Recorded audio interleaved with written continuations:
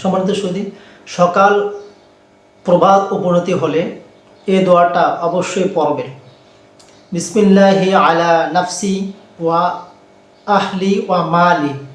ভাই, নফস নফস মানে নিজের জীবন, মৃত্যুর আগ পর্যন্ত। ওয়া আহলি, আহাল মানে পরিবার পরিজন, সন্তানাদি, স্ত্রী, তারপরে যার নাতিপুতি বা নাতিনৎকর থাকবে। ওয়া মালি, মাল মানে সম্পদ, আপনার টাকা পয়সা, অর্থ সম্পদ, স্বর্ণ অলংকার কিংবা বাসা বাড়ি বিল্ডিং, জায়গা জমিন, আসবাবপত্র, ব্যবসায়িক মাল, পণ্য প্রোডাক্ট, অর্থাৎ সব কিছুই এর অন্তর্ভুক্ত। সব কিছুই আপনি বরকত নাজিল করেন। বিসমিল্লাহি আলা, আপনি এগুলো সব কিছুর ওপর বরকত নাজিল করেন এবং এগুলোর জিম্মাদারি আপনি নিয়ে যান। প্রিয় ভাই, এই দোয়াটা একবার করে পড়বেন।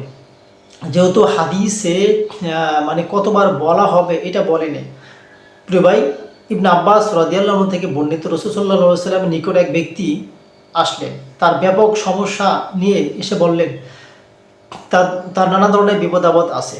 তখন রাসূলুল্লাহ সাল্লাল্লাহু আলাইহি ওয়াসাল্লাম তাকে বললেন, তুমি বিসমিল্লাহি আলা নাফসি ওয়া আহলি ওয়া মালি এই দোয়াটা পড়ো। সকাল হলে এই দোয়াটা পড়ে ফেলবে। প্রিয় ভাই, যেহেতু একাধিকবার বা কতবার পড়া হবে এই কথা বলেনি, তাই আমি এই দোয়াটা সকালে 3 বার, 7 বার, 9 বার কিংবা 11 বার বেজর সংখ্যা পড়তে পারি।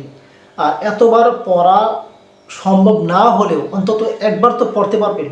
তো একবার পড়ে নেন, সকাল হয়েছে আপনি পড়ে নেন। অর্থাৎ এইটা বলার দ্বারা সব কিছুই আল্লাহর জিম্মায়, আল্লাহ হেফাজত করবেন, আল্লাহ সংরক্ষণ করবেন। প্রিয় ভাই, যদি আমার সব কিছুই আল্লাহর জিম্মাদারিতে হয়, আল্লাহ আমাকে চোখে চোখে রাখবেন। আমার বিপদ আপদ, আমার বালা মুসিবত, আমার সর্বপ্রকারের মানে বিপদ আপদ আল্লাহ হেফাজত করবে, আল্লাহ সংরক্ষণ করবে। এটা যদি করে তাহলে আমাদের তো কোনো সমস্যা নেই, আমাদেরও ভালো। কারণ আমরা হলো আল্লাহর জন্য, আল্লাহর ইবাদত করতে আল্লাহ তাআলা আমাদেরকে দুনিয়াতে প্রেরণ করেছেন, পাঠিয়েছেন। অতএব তার ইবাদত করতে হবে। আর আল্লাহ তাআলা কোরআনের একটা আয়াতে বলেছেন যে আমি তোমাদেরকে পৃথিবীতে দুনিয়াতে অহেতুক অনর্থক পাঠাইনি। যেমন আছে, আফা হাসিবতুম আন্নামা খালাকনাকুম আবাসা ওয়া আন্নাকুম ইলাইনা লা তুরজাউন।